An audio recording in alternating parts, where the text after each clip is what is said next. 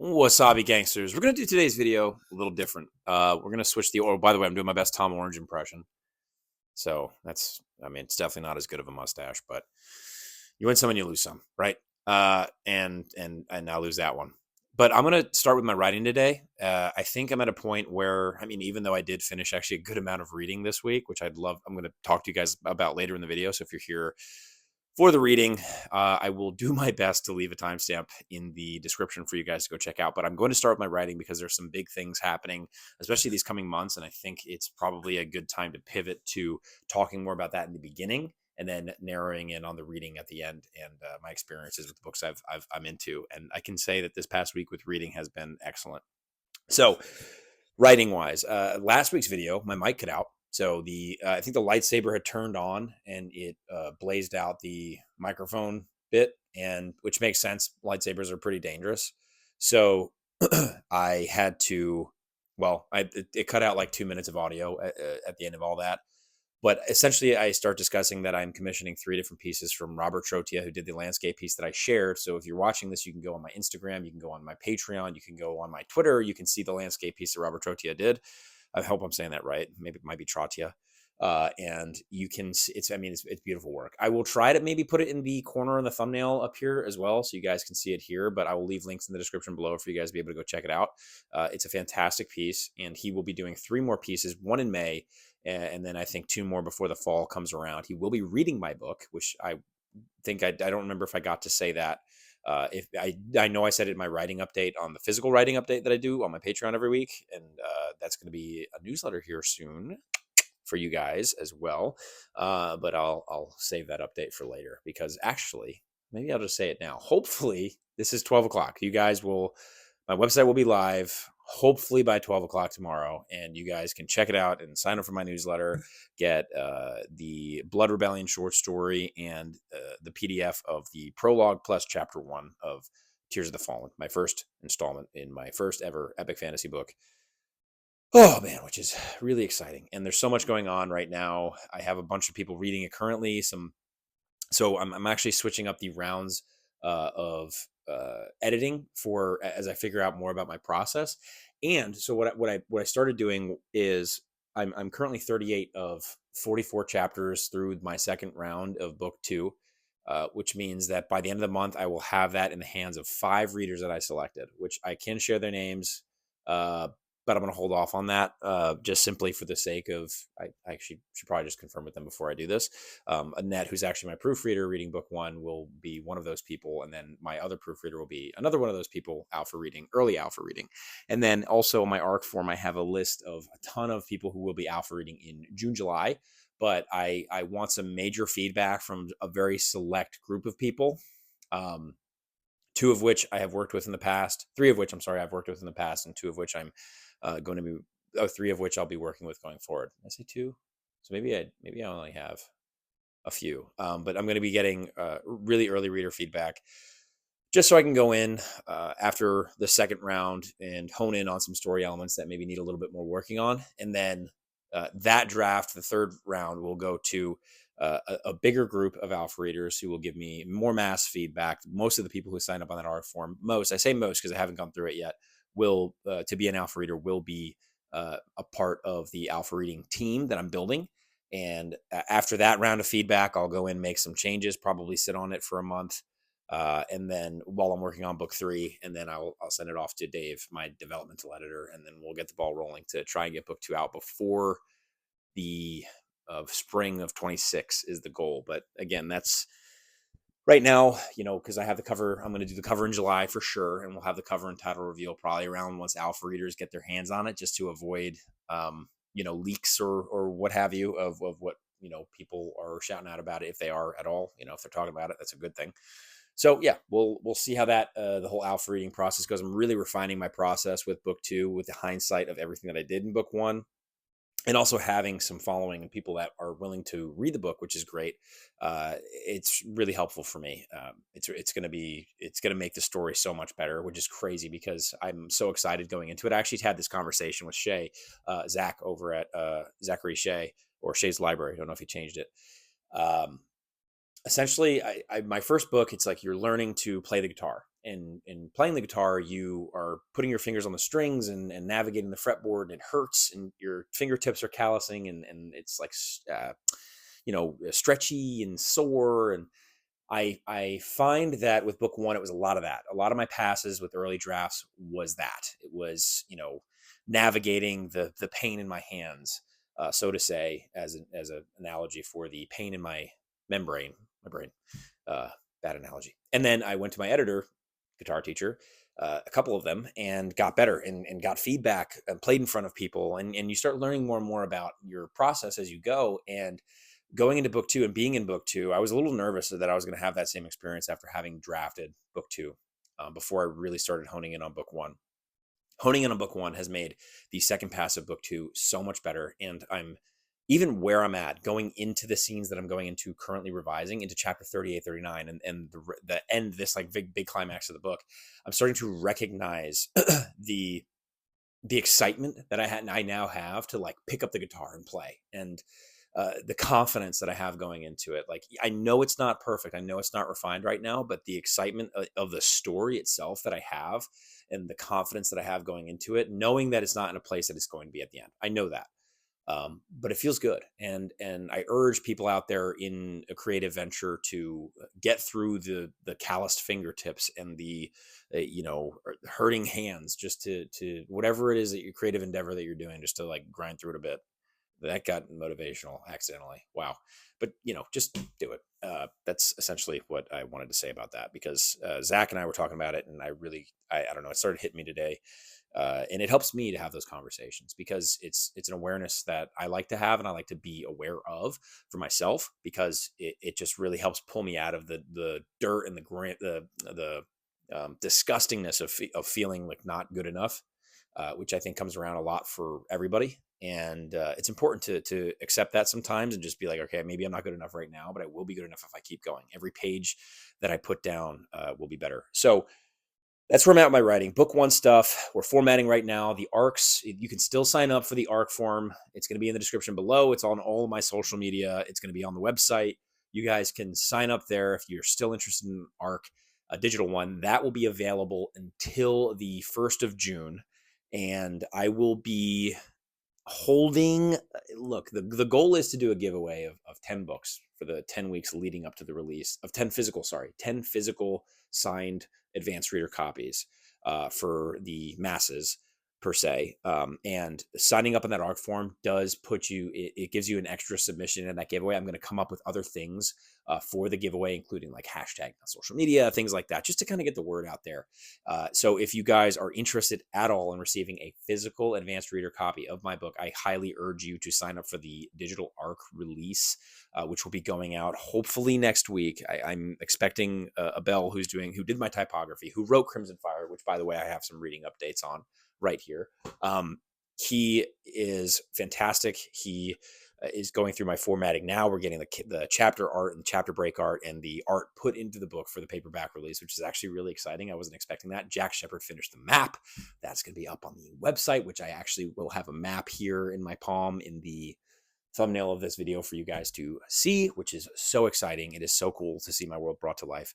And you guys are seeing now why I'm doing this writing update first. And it's just like, this is the biggest part for this week, just because so much is happening, and I'm sharing more and more on social media, just to interact in general. And obviously I'm trying to get more eyes on book one, because I want to share the story, and I want to talk about it. It's like, I created this thing that I love, and I'm obsessed with.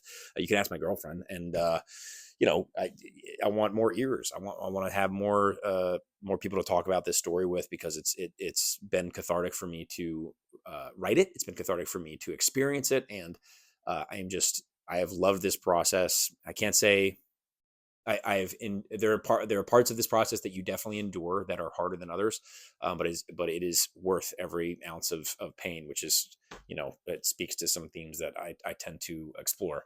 I really am excited.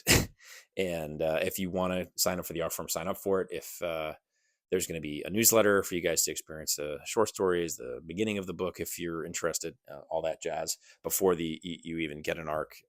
Besides the point, I'm going to move on, because things are going really well. Alpha readers we'll have book 2 next month, and I cannot wait to update you guys on that. I'm hoping to start book 3 by the end of this month. All things going well, I can begin drafting. There's going to be breaks as I work through and navigate book 2, but I will start putting words down on paper for book 3. Simply because I'm actually anxious, excited for myself to get back into that world. So that was a 10-minute freaking writing update. We got to get into my reading. If you're here just for writing, no, you're not here just for writing. Let's talk about my reading, guys. So this past week, what have we got going? Okay, so I finished. Let's get into it because it's been a little while since I've had an update on this. I finished the 7th special edition, deluxe edition volume of Berserk, which brings me to the end of the Conviction arc, and holy Hannah, what a journey it's been. I will talk spoilers for the next 60 seconds, just relatively vague spoilers. If you guys want to skip ahead a minute, go ahead. So 3, 2, 1, you good? All right. So Guts and Casca get a reunion at the end of this. We see Griffith for the first time in a very long time. We see sort of this mirroring of the eclipse. We see Zod make a return. We see the defeat of Mosgus. We see this band, this small fellowship come together and then separate at the end as oh God, I forgot their names already. That's crazy. I want to say desert folk, but it's probably not right. Who come in the army of I'm forgetting the Lord of the Rings guys' names. That's terrible. I should remember them. They're like a mirror of the Oliphants from Lord of the Rings. But they come in at the very end of this, and Guts runs away. We don't really know where he's going. I imagine that he's trying to chase Griffith, of course, his number one desire. And I cannot wait to get back into the next edition of this book in terms of getting into the next volumes. But we will be having a conviction discussion. I'm trying to set it up for the end of this month, guys. It'll be me, Tom Orange, Andrew from Wizardly Reads, Britton from Some Okidu, and the rest of the Red Company, which is Chris from Beauty Book Beast, Alex from Iskandari, and of course, Jake from Nerd Level Rising. And that will be our discussion group for Berserk. So I finished that. And then I finally did it. You have the bookmark in the wrong place. So I'm just going to peel this puppy out. We finished To Ride Hell's Chasm. I said I would do it for 2 weeks now, and I did it. I finished it. It was a fantastic ending to this story, a beautiful standalone. If you love the classic story of saving the princess, but it's more than that. We get some very dynamic characters, including the princess herself, the kingdom, and we have evil sorcerers and just honestly beautiful descriptions of horses and the care for horses, the empathy associated with horses and just human beings in general, and suffering and enduring. This story was incredible. I highly recommend you guys pick this up. This is getting me more amped up to pick the Gallant. Oh God, I'm saying that right. Up before the summer, because that one is another love story that I'd love to get into. This one it has some. I don't want to give anything away. This was a great book. Cannot wait it gets me excited to get into the Wars of Light and Shadow and that universe, and to experience more of Janny Wurts' writing, because she is fantastic. And then, wow, sorry about that, guys. The most progress I've made with what I'm currently reading, guys, is Fool's Hope. I'm about 20 some odd % through Fool's Hope. We have a discussion in 2 weeks, I think the 25th, Friday. It's not locked in, but I'm saying it anyway. Myself, Jake, Alex, and Chris, we're going to be the Red Company discussing A Fool's Hope by Mike Shackle, the second book in the Last War trilogy. If you are reading this trilogy along with us, great. We hope you are. If you're not, start it. I love the first book, We Are the Dead, and getting into this one, picking right back up with the characters and the character voices that I know and love from the first book, and getting introduced to Metian, a new character, has been an exciting journey for me. And I actually am curious as to who everybody's favorite characters are going to be in this book. I don't know if I have my pick just yet. I think it's going to be somebody who I don't think it was in the first book, which has me kind of excited to see my experience, the different perspectives here. So, also I ordered the Dead House Gates of the Subterranean Press Malazan books because I have Memories of Ice and I have Gardens of the Moon, and Dead House is my favorite in the series, so I ordered it, and today, actually just before I got on this video, and I'm very excited. Okay, so then we have The Prophet of Edan by Philip Chase. I read the prologue. I intend to get more into this one with A Fool's Hope discussion coming up in a couple weeks. I'm slowly, obviously I only read the prologue, getting into this with all I finished up, but I picking right back up where we left off, essentially, and oh man, this prologue, whew. Seeing Imhar again, or wait, oh crap, I don't think that's it. Okay, hopefully that's not a spoiler. I don't think I saw him. It might have been a flashback. You guys don't know. Seeing the characters that I love to see, or maybe don't, in The Prophet of Edan. Damn it. Don't be mad at me, Philip, please, if you see this. And anybody else. Anyways, forget what I said. This is an incredible start to the second book. Getting into chapter 1, I'm just really excited to get back in the heads of characters that I loved from the first. That's all I can really say about that right now. Now, Crimson Fire, I actually spoke to Abel a little bit about this. I'm loving the book so far. I'm over 2 chapters in right now. I'm getting into the third currently. It's different and so unique to what I've experienced in the fantasy genre before. And I think it goes back to some of the genres that he read growing up, which is really cool to see the book start this way and the way that it started. And it really puts you right into the action and into the heads of characters that maybe we're seeing not do the greatest things so far, but we don't really have the motivations or the reasons why entirely hammered out. So I'm really excited to see what happens here. And now, actually, although I do hope there are people hearing me talk about The Crimson Fire by Abel Montero, go check it out, pre-order it on Amazon. He does the typography for my stuff, and he also writes a fantastic book, obviously. I am hoping at this point, because of what I said about the start of The Prophet of Edan, as a soft spoiler, I don't know if it is or isn't to say a character's name, but some people consider it, so I feel kind of bad. So hopefully you guys clicked off at some point. If you haven't, you're listening to me mumble here at the end of this video, which I don't know if it's better or worse or what, but these endings have gotten really weird. I mean, considering last week's where my microphone just completely cut off, I mean, I don't know if that's going to happen again. I probably should watch to make sure that it doesn't happen, but watching myself back just feels kind of weird. So anyways, thanks for the discussion, everybody. Please, if you had a good time on this journey with me this week, leave a thumbs up. Just go ahead. I think it helps out. Comment down below with your writing or reading journeys and what you're getting into. I'm excited to hear about everything book, everything story. There's a lot going on these next couple months with me. So you're going to see these every Friday. And then I do my written updates. I leave that description in the link below over on Patreon. It's free for you to check that out. And you can get kind of an early look. And then my Runeborn members actually are seeing the map as I'm filming this today. But you guys will be seeing it when this video posts. It'll be up on social media, Patreon for free, all that jazz. Now all the shameless self plugs are done. I have to charge my phone. So I'm going to linger here for just a second more, see if you guys are still watching. If you are, please acknowledge the awkwardness between us currently in the comments below, because this is maybe not a great mustache. I'm only now realizing. That's all right. The man makes the mustache. Have a great weekend, everybody.